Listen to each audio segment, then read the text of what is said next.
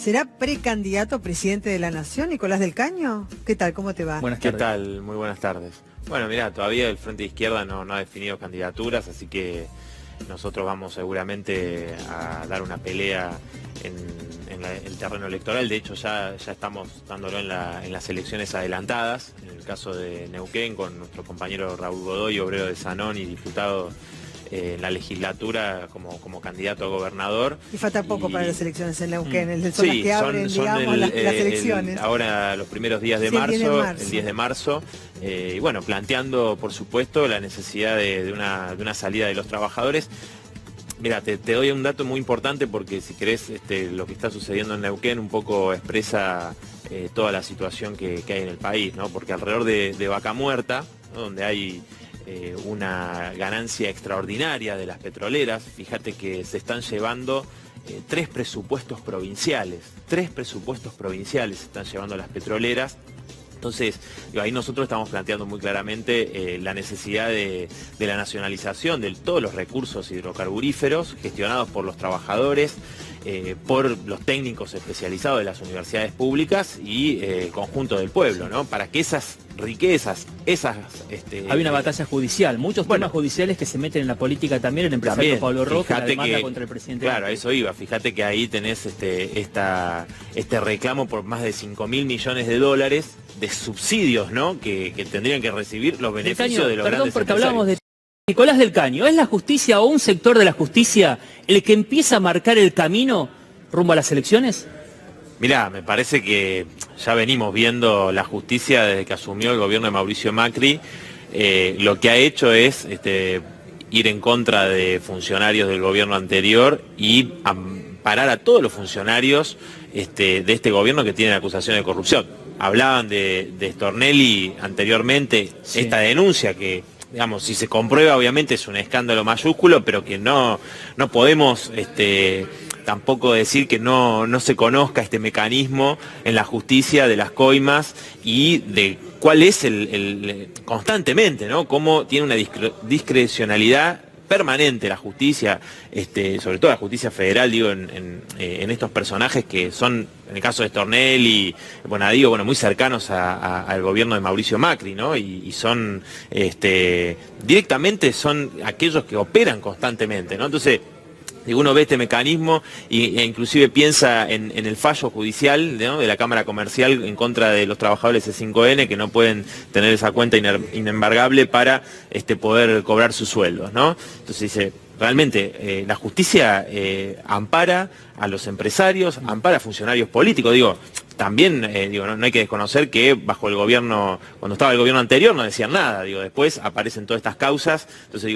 siempre está esta modalidad, ¿no?, de acomodarse al poder de turno de parte de la justicia. Nosotros sostenemos del Frente de Izquierda que tiene que terminarse este sistema, ¿no?, judicial, planteamos la necesidad de que sean electos de manera directa los jueces y al mismo tiempo que se aplique la justicia por jurados, ¿no?, que realmente los jurados populares se apliquen, que inclusive están en la propia Constitución, en algunas provincias. Lo que pasa es que está muy complicado el Poder Judicial, Darío. A ver, un Luis Rodríguez que va a ser supuestamente investigado por el Consejo de la Magistratura, sea por sus pares y quizás sometido a juicio político, eso está por verse, pero ahora también le toca a Bonadío investigarlo. Después lo tenés a Campillo también y a la viuda de Daniel Muñoz actualmente procesados.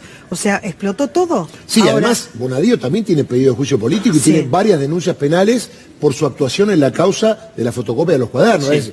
Yo me pongo en lugar de un observador que no es abogado, que no va por tribunales, nosotros más o menos estamos duchos en la materia, pero ¿cómo es? Un fiscal coimea, pide, un juez le pide a otro para no investigarlo y se tapan entre todos. Ojo que falta una pata acá, en cualquier momento aparece. Los servicios de inteligencia.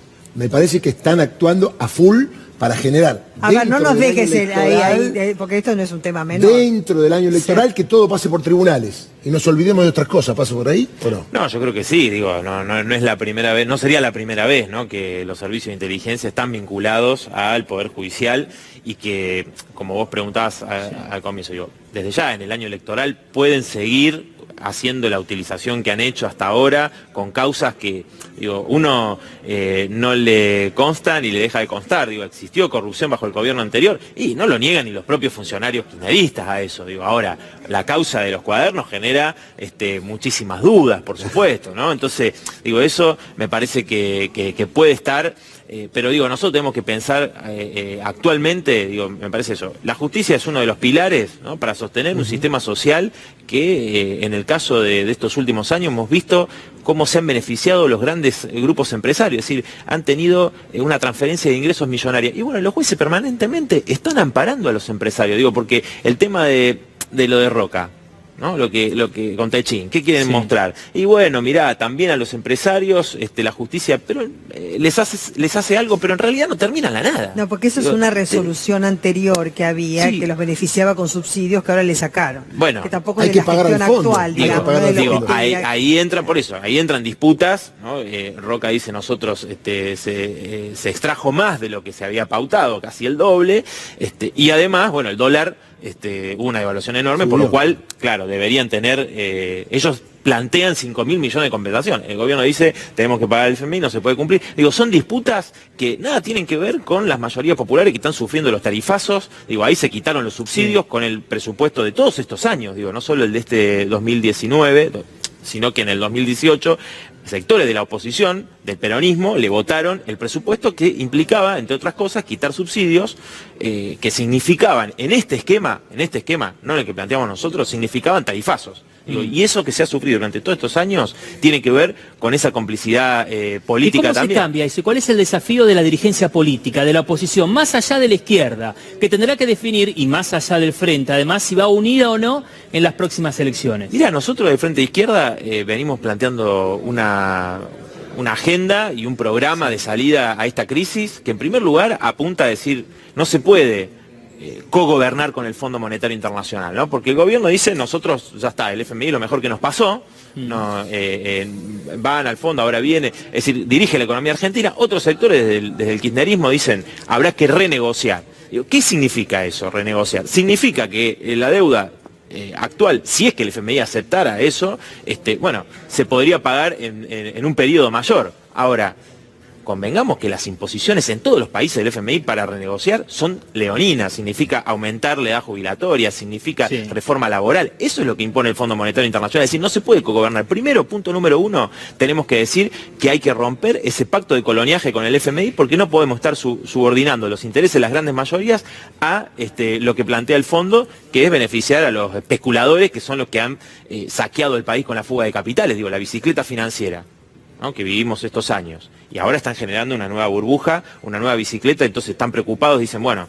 si llegamos con el dólar más o menos estable, bueno, el dólar estable es otra vez la misma historia, ¿no? Los intereses que se están pagando, la tasa enorme, hacen millones y millones, en un momento dicen nos vamos, generan esas fugas que después se trasladan a las devaluaciones, que pulverizan el salario, que generan desocupación, recesión, y es lo que hoy está sufriendo la mayoría del pueblo, ¿no? Entonces, punto número uno. Punto número dos, el tema de los tarifazos, para nosotros no hay otra salida que no sea la de terminar con estas empresas de servicios públicos privatizadas, bajo el menemismo, ¿no?, y que después se mantuvieron durante los años de los gobiernos kirchneristas. ¿Estatizar, decís vos otra vez? Renacionalizar, exactamente, bajo, pero digo, que no esté gestionada por funcionarios del gobierno de turno, que esté gestionada por los propios trabajadores, las propias trabajadoras, con técnicos de las universidades públicas, con los usuarios populares. Es decir, vos tenés que hacer una planificación racional en un país que es productor, digo, no estamos hablando acá, se le está dando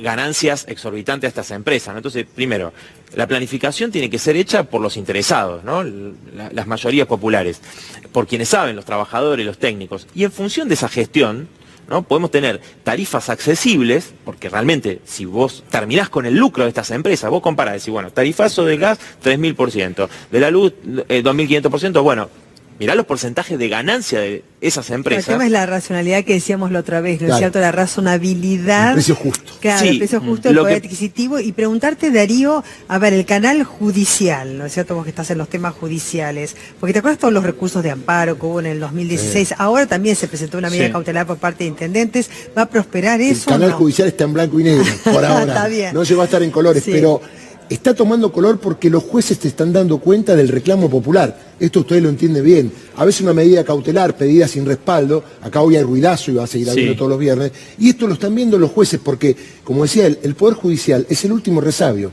La política puede cambiar, la economía, pero si hay arbitrariedad, si hay persecución, si hay confiscación por parte del Poder Judicial que debe garantizar el cumplimiento de la Constitución, estamos todos perdidos. Me parece que este recurso nuevo presentado por los intendentes, con todos los antecedentes que hay, tiene un tema puntual, que es que ya más no se puede y hay mucha gente que va a dejar de pagar. Y ahí está la clave de reestructurar para que puedan pagarlo. Yo lo que pienso, digo, acá tengamos en cuenta, coincido con lo que vos decís, digo, a veces hay medidas que tienen que ver con que los jueces ven lo que está sucediendo, claro, y entonces tratan de tomar alguna medida que después, de todas maneras, la única forma de que este gobierno entienda, el único lenguaje que entienden, es el lenguaje de la movilización popular. Sí. Miremos si no Francia, ¿no? Tenemos un presidente, no por la similitud del nombre, Macron simplemente, sino esencialmente por lo que significa como un liberal que planteó un programa, ¿no?, de reforma laboral, de reforma jubilatoria, etcétera. Miremos lo que pasó con los chalecos amarillos que hace poquitos días, en la última movilización, confluyeron con los sindicatos, con los trabajadores, que impusieron a sus conducciones una medida común con los chalecos amarillos. Ellos lograron que se retrocediera con el aumento a los impuestos a los combustibles, después de... Fueron como 10 jornadas de movilizaciones masivas, ¿no?, donde el Estado reprimió con sus fuerzas represivas el gobierno de Macron, pero lograron que se retrocediera. Con esa movilización, nosotros creemos que el único camino es esa movilización popular, obviamente, planteando un programa para que la crisis la paguen los especuladores, los grandes capitalistas que son las que los generaron. Entonces, dejando de pagar la deuda, renacionalizando las empresas de servicios públicos bajo gestión de sus trabajadores, terminando con la fuga de capitales con una banca estatal única. Y por supuesto, acá también ir contra la corrupción capitalista significa darle vuelta a todo, es decir, plantear la necesidad de que gobiernen de una vez por todas los trabajadores y el pueblo, y que no sean alternativas que siempre terminan beneficiando a algún sector de los grandes capitalistas. Nicolás del Caño, muchas gracias. No, gracias. Y también a Darío.